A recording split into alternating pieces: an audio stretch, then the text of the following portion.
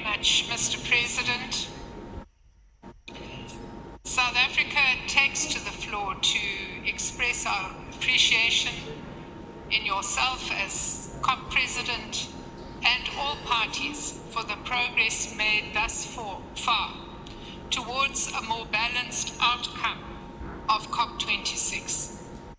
We remain hopeful that the positive and progressive signals from the summit and the side processes will find expression in the formal multilateral process.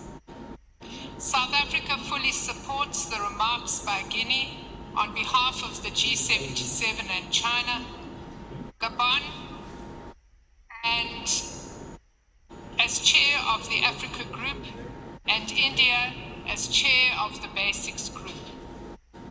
South Africa has always emphasized that we should leave Glasgow with an outcome that reflects ambition on all three aspects of the Paris Agreement, namely mitigation, adaptation, and the means of implementation.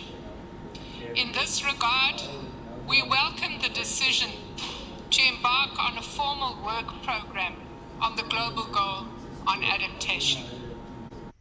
Mr. President, in a context where developing countries are showing leadership in addressing climate change far beyond their means or historical responsibilities, even in the midst of the devastating socio-economic impacts of COVID-19, it is particularly important that enabling means of implementation are available. We need support not only for the implementation of our NDCs, but also the wider just transition of our economies in the context of poverty alleviation, job creation, and sustainable development.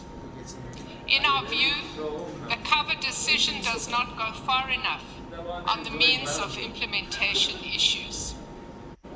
With regard to specifics, paragraph 36 of the draft CMA cover decision and paragraph 20 of 1 CP26 represents a particular problem for our country. This is because there can be no one-size-fits-all and selective approaches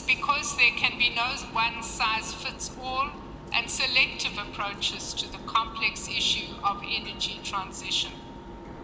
Selective references ignore the context of international equity and just transition nationally, the different national circumstances of parties, and the need for means of implementation support for developing countries that are trying to transition.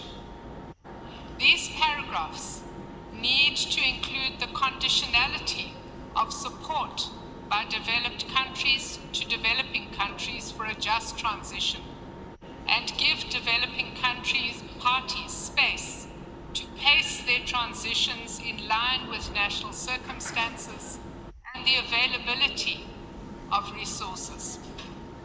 On Article 6, we join others in urging a constructive resolution.